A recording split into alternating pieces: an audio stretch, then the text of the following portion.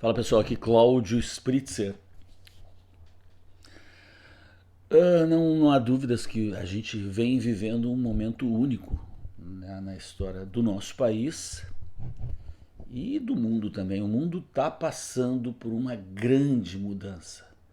É uma grande mudança, né, que tanto tecnológica como de realinhamentos, como de, né, realinhamento de forças. As forças hoje parece que são mais brutais, as forças são mais fortes, mais onipresentes, porque elas estão em todo lugar. Nós temos aqueles grandes grupos oligarcas que meio que se falava como se fosse quase uma teoria da conspiração. Hoje eles se tornam reais. Hoje eles vieram para frente, né? Vieram para vitrine. Eles não se escondem mais. E essa conjunção de interesses, de forças, de avanço tecnológico, inteligência artificial, tudo isso está colocando o mundo talvez até numa nova era, né? Num outro momento. E nesse contexto, também as relações pessoais e também uh, esse posicionamento que as pessoas acabaram em dado momento se posicionando, né? Boa parte das pessoas se posicionaram. Tem aquele contingente que se alienou, ou por medo, por exaustão, ou por bovinidade mesmo, por ser aquela massa bovina que só vai ser conduzida e não tem muito interesse. Mas no caso assim, para mim, e tenho certeza que para várias pessoas, teve muita gente que virou outra pessoa, praticamente virou outra pessoa. No caso, por exemplo, de alguns artistas, né? Pô, é inevitável isso, quando a pessoa ela assume, ela mata no peito e ela transborda alguma coisa, uma paixão, um objetivo, algo, um interesse que seja, com tão afinco, com tão que ela suplanta, supera até a obra dela. Um exemplo, alguns exemplos. O primeiro, Caetano Veloso, para mim, eu já fiz vídeo específico sobre o Caetano, perguntando, qual é, mano? Qual é, Caetano? Tu ficou burro, hein? Porque o Caetano, a imagem dele virou outra para mim. Ele é outra pessoa, o Caetano. Aquele cara, né, inteligente, que lá, final dos anos 70, ali pelos anos 70, é um cara ousado, arrojado, tanto no visual como nas ideias, né? Um cara à frente que falava, um cara que defendia tanto na sua fala como na sua expressão a liberdade de expressão, né? Ele transbordava esse tema. Foi um cara que se colocou contra a censura praticada na ditadura militar e por isso foi exilado. Sempre gosto de fazer uma ressalva que o exílio dele, pô, foi muito legal, ainda mais para um músico naquela época. O cara foi para Londres, a meca da música, da inovação e tudo mais. Mas enfim, teve que ir, né? E Caetano sempre foi tratado como um bibelô desde muito cedo. É um cara que foi sempre levado na palma da mão, né? Um cara protegido. Para mim, ele sempre teve atrás de um biombo, não deixavam ele ver grandes realidades. E ele veio sendo trazido assim, sempre idolatrado por uma elite intelectual Ele nunca foi assim um artista popular, né? Ele foi popular entre a classe média e classe alta, né? Um cara, né, do qual sempre se pedia, para quem sempre se pedia opinião sobre os mais diversos assuntos. E era muito engraçado porque, porra, ele sempre terminava, isso virou até uma piada, né? Ele sempre terminava a opinião dele, que era sempre rebibom, cósmica, né? Transcendental. Ele, rebiboca do não sei o que, ele e o Gil, né? Podemos botar os dois nessa mesma classe. Gil, né? Não sei o que, papapá. E dava a opinião dele, mas no final tinha uma vírgula. Ou não. Ou não. É tudo isso que eu disse ou não. O que cá entre nós é uma opinião muito fácil de se dar, porque eu dou minha opinião, mas também digo ou não, né? E tudo bem. Então, e é esse cara que pareceu uma paz, uma tranquilidade, um cara com compreensão da sua sociedade e do que rolava, enfim, e defensor dessas premissas básicas, que é liberdade, liberdade de expressão, liberdade visual, né? Um compositor precisa disso, né? E virou. Aí foi passando o tempo, ele foi ficando esse veinho que ele foi virando, né? Começou a usar roupas caretonas. Ele para mim é um cara que envelheceu muito mal. Ele continuou sendo o Caetano, só o cabelinho branco, como se fosse no cinema, vamos envelhecer esse cara, a gente põe o cabelo dele mais branco e põe umas roupinhas mais de velho. Que quiçá fosse só isso, mas não, as ideias dele. E ele virou exatamente o oposto disso, do que ele era. Ele é um cara que defendeu o atual presidente com unhas e dentes, participando das reuniões, pegando o microfone e indo defender posições dessa esquerda, né? Dessa esquerda que se contradiz toda o seu discurso anterior. E é um cara, então, que, por exemplo, eu gostaria de ouvir o que o Caetano tem para dizer sobre tudo que está acontecendo em relação a esse autoritarismo, essa escalada do autoritarismo, né? A censura de milhares de pessoas, a prisão de mais de 1.000 pessoas por estarem expressando sua opinião, enfim, sem o devido processo legal. Kafka, né, Caetano? O processo do Kafka, que as pessoas entram num processo que não sabem por quê, não têm acesso a nada, não nada do seu direito é respeitado. E ele virou essa pessoa que apoia isso. Ele, Gil, Chico, todos. Isso é muito intrigante para mim, porque eles nunca, tu não vê eles debatendo. Tu não vê sentado o Caetano, ou o Gil, ou o Chico com alguém que pensa diferente deles e eles debatendo, ou seja, eles não têm argumento para essa nova posição. Eu estou falando deles, não poderia falar Daniela Mercury, nem vou falar, porque para mim ela não, ela está muito distante disso. Ali me parece realmente alguém com interesses, né, em leis, Rouanet. Para mim, Caetano, Gil, Chico, eu sei que posso estar sendo extremamente ingênuo, mas para mim eles não parecem que estão nessa por causa disso.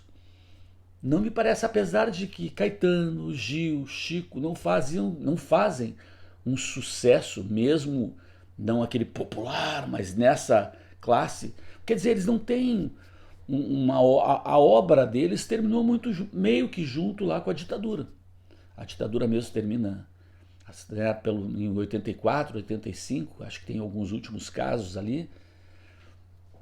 E eles nunca mais produziram nada que eu não lembro de nada. E olha que eu conheço a obra musical do Caetano, principalmente. Nada. O Chico virou meio que escritor, né? A gente só ouve falar do Chico, que Chico tá em Paris, que não sei o quê. O Chico meio que tá só no fuzuê, na festa, né? Um cara que tá aí, recebeu um prêmio agora aí. Não sei por quê. Porque como escritor ele não, né? aí a gente pode dizer que ele é medíocre. Porque como compositor, lá atrás, naquela época, ele foi um bom compositor. É um cara que tem muitas músicas legais, eu respeito muito como um compositor, mas que parou. Caetano parou, né? Uma outra coisinha talvez tenha feito Gil, não lembro de nem nada que ele tenha feito depois dessa fase lá. Ou seja, foram caras que eram sempre paparicados, sempre idolatrados e que naturalmente foram perdendo essa admiração, é, e isso talvez tenha de alguma. E eles se sentiram, com todo esse levante, se sentiram talvez até remoçados. Pô, vamos lutar agora contra esse ditador, que seria o presidente anterior, né, o Biruliro. Esse ditador, esse fascista. Agora, Chico, Gil, Caetano são inteligentes. Eles sabem o que é fascismo, né? Então eles sabem que não houve fascismo nenhum. Muito antes pelo contrário. Fascismo a gente sabe que, se tu for comparar agora, a gente sabe sem dúvida nenhuma para pessoas inteligentes. Eu não estou falando com burros, extremistas, nenéns, não. Pessoas inteligentes, você sabe que todos os tons de fascismo estão acontecendo agora, né? Nada de fascismo, aí eles sabem. Então, essas pessoas para mim mudaram, são outras pessoas. Eu não vejo mais o Caetano como Caetano, o Chico como Chico, o Gil como Gil. É como se eles tivessem sido substituídos, né, por um cover, um dublê, alguma coisa assim. Porque eles reagem de uma maneira completamente antagônica a eles mesmos, ao que eles mesmos representavam para mim. Sempre tem gente assim, Cláudio, porra, tu não via, cara, porra, Lei Rouanet, cara. Porra, esses caras querem Lei Rouanet, velho. Sempre foram sustentados pela Lei Rouanet. Quero voltar. Tem isso, eu sei. Eu não consigo ver assim. Eu não consigo ver assim, porque para mim, pessoas com a excelência que eles têm, alguém que tem uma excelência em alguma coisa, é uma premissa para mim para. Mas eu sei que tem gente que pode ser muito bom em alguma coisa e ser completamente inútil no resto, talvez, né? Isso meio que está se comprovando com esses caras. Eles têm uma excelência na composição musical, né, na escrita musical, mas são deficientes na compreensão da realidade, do mundo, ou ficaram velhos, né? Realmente envelheceram. Os neurônios deles, que eram os caras, neurônio super cool, ó, aberto, os neurônios foram ficando meio rabugento, meio velho. Tá ruim isso aqui. Como eles começaram a não ter toda aquela admiração e se acharam nessa novidade aí. A história vai cobrar deles depois, vai cobrar de todos nós, né? A história precisa do distanciamento, né? O fato é que as pessoas, elas não que estão dando suporte para essa nova realidade que a gente está vivendo aqui, elas, o que me chama a atenção é que elas não têm argumentos, elas não têm conteúdos, elas têm generalidades, elas têm discurso realmente só para os seus semelhantes de pensamento, mas eles não se impõem, eles não saem daquela bolha ali.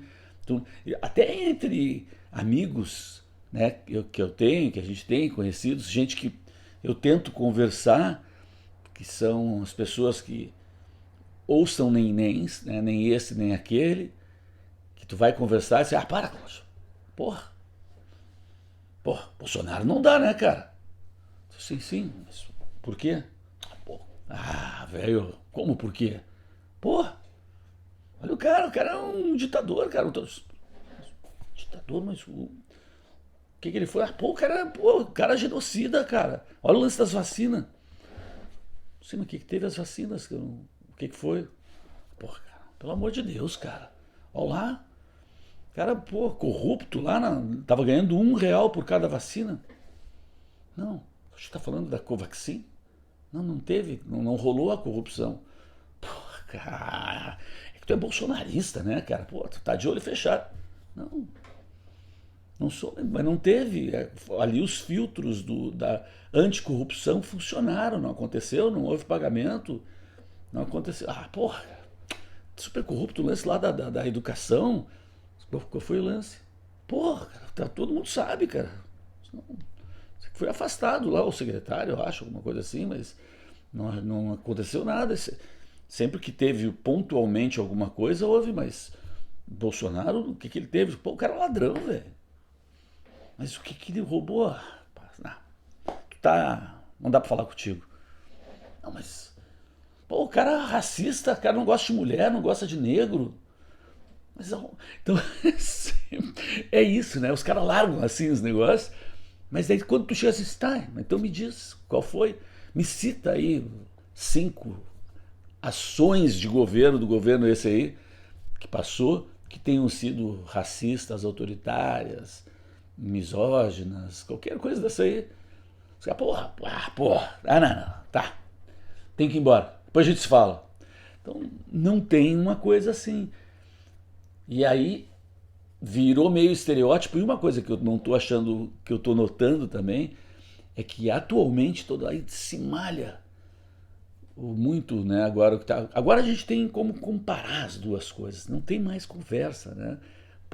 Eu estou sempre lembrando que eu estou falando com pessoas, né, racionais, lógicas, inteligentes, que conseguem conversar, que conseguem ouvir posições contrárias, debater. Tá na cara agora, quando tu posicionou, quando entrou esse governo que tá aí, pô, ele está sendo exatamente pior do que o pior de que se pensava que ele seria. Então não tem nem mais comparação. E hoje tu não consegue falar com mais ninguém, né? E aí tem sempre alguém, até algumas pessoas da dita direita, que dizem, eu não concordava com muita coisa com o Bolsonaro também. Agora tá foda, mas eu também não concordava com algumas coisas do Bolsonaro. E aí quando tu vai perguntar, o cara fica na mesma, você assim, tá, mas tu não concordava com o quê? E aí é sempre uma bobagem. Que tu usa isso talvez para não ser chamado de bolsonarista, alguma coisa assim, tu faz essa ressalva. E lá saiu o que poderia ser alguma coisa. Claro, eu também, alguma coisa que teve, alguma coisa, claro, eu também não concordei, não concordo, mas são coisas que, comparadas ao que está aqui, é uma relativização que não pode, que não tem parâmetro, que não tem chance de equalizar essas duas coisas. Não dá para tu comparar maçãs com bananas, né? A não ser dizer que são frutas, são políticos. Mas as coisas que estão acontecendo agora, com a brutalidade do que está acontecendo agora, com eventuais falas, pô, se tu botar os dois agora entre bobagens que o Bolsonaro disse, coisas que ele não precisava ter dito, não é que não fossem verdades, porque o que foi sempre legal no Bolsonaro foi a autenticidade, espontaneidade. O cara que vai lá e diz, eu sempre gostei disso nele, né? A gente está cansado, sempre tive cansado de político ficar sempre, não, sim, vejamos aqui, não, pá, pum, falou, ganha. Eu gosto dessa parte, mas o que a mídia sempre caiu e foi a única coisa que tinha dele de verdade, que pegou, fortaleceu, potencializou e as pessoas compraram, é que ele falava coisas que não precisava. Só o que eu me lembro é que ele falava coisas que não precisava. Pô, Lava Jato, os caras vão dizer, olha, Lava Jato, Bolsonaro que terminou com a Lava Jato. Por quê? Como assim? Não, o cara que botou, quando ele podia, olha os caras que ele botou lá no STF, pô, tu vai me dizer que não. Não sei. O que tem? O que tem os caras? Né? Não eram íntimos amigos dele, ele conhecia a família dele, sim, mas não era, não tinha essa intimidade, não eram. O que tem? Olha os caras que ele botou, era para terminar com a Lava Jato. Ele queria terminar com a Lava Jato, por causa do filho dele. É uns troços assim, meio nebuloso, meio soltados assim. É uma mera repetição do que se ouve, mas na verdade os caras não sabem o que eles têm para dizer. 20 minutos.